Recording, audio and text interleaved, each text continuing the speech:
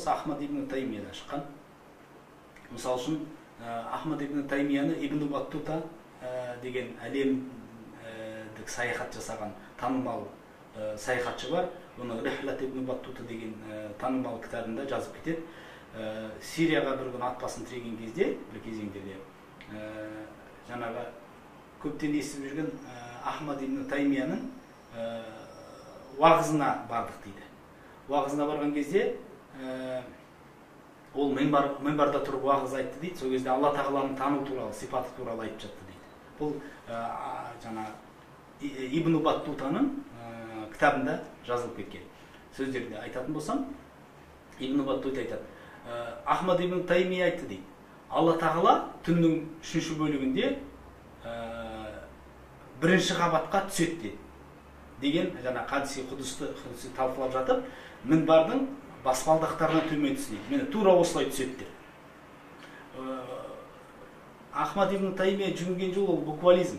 Салафизмнің негізгі түбінде буквализм жатыр. Яғни аяттың мәтінін, хадистің мәтінін сөзбе-сөз түсіну. Сыртқы не үшін айтылған мақсатына тоқталмай, сыртқы көрінісін ғана алу. Яғни түсеттені ме, ол жаңағы адамға сай формада көрсетіп жатыр. Ибн Баттута айтады, сол кезде бір адам шыдамай тұрып, орнынан тұрып айтты дейді: сіз не айтып тұрсыз? Бүкіл мұсылман үмметінде бұндай сөзді ешкім айтқан жоқ. Сіз сөзіменен бүкіл неге әхлі сүннаға қарсы шығып, сүнниттерге қарсы шығып тұрсыз деп айтты. Сол кезде адамдар дейді, жаңағы Ахмад ибн Таймияны қолдарындағы неменен аяқ киімдерімен ұрып қуып шықты дейді мешіттен. Осындай проблемалар тудырған. Салафизмнің тағы бір проблемасы, мысалы үшін Құранды түсіндіруде тек қана сыртқы көрінісін буквализмға жүгінуіміз керек деп айтады. Салаф салихтың кезінде, әуелгі салаф ғалымдарының кезінде Құранды солай алған, оған астарлы мағына бермеген, тәвил жасамаған деген пікірді алға тартады. Алайда, мысалы үшін Имам Бухари салаф салихқа жатады. 150-ші хижра жылы, 2-ші ғасырда өмір сүрген. Мысалы, сол кісінің өзі Бақара сүресіндегі мына аятқа астарлы мағына берген. Мысалы үшін, күллу шайин халикун илля вajha, Алладан өзгенің барлығы жоқ болады, ол өзі ғана қалады. Өзі ғана қалады деп аударады да. Ол жерде илля вajha деген, яғни егер сөзбе-сөз мағынасын алсақ, вajh мағынасы жүзі ғана қалады деген сөз. Егер тікелей аударатын болсақ, барлық нәрсе жоқ болады, тек Алланың жүзі ғана қалады. Салафилік жаңағы проблема осы жүзі деп алу керек дейді да.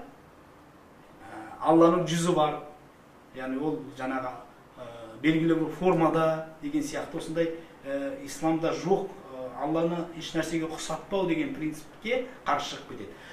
Ал Имам Бухари болса, жүзі деген сөзді ол өзі илля датах деген, яғни өзі болмысы қалады, яғни Алланың өзі қалады. Кейбір ғалымдар илля султанах деп оны астарлайды, яғни оның билігі қалады. Алла өзі билік етеді деген астарлы мағына берген. Сондықтан осындай проблемаларда Ахмад ибн Таймия тек қана жаңағы не Құранда қалай келді, сол мағынаны алу керек деген принцип ұстанғандықтан салафизмнің негізі сол жаңағы әхлі сүннетте айтылған Алла тағаланы кемшіліктен, әрбір кемшіліктен пәк санау деген принципті бұзады. Алла тағаланы бір физикалық денеге адамға ұқсатып, адамның іс-әрекеттеріне ұқсатып қояды. Бұл әрине шариғатта рұқсат етілмеген нәрсе. Өйткені Құранда Алла тағала Ықылас сүресінде «Вәләм якуллаху шаййун куфуан ахад», оған еш нәрсе тең емес. Шура сүресінің 11-ші аятында Алла тағалаға қатысты Алла тағала өзін былай сипаттайды: «Лейса камислихи шей ва хуа самиул алим». Оған ұқсас еш нәрсе жоқ, абсолютті еш нәрсе жоқ. Іс-әрекетінде, болмысында, еш сипаттарында Алла тағалаға еш нәрсе ұқсатуға болмайды деген. «Вәлә тадрибу лиллахил амсал», тағы бір аят айтады: Алла тағаланы еш нәрсеге ұқсатпаңдар.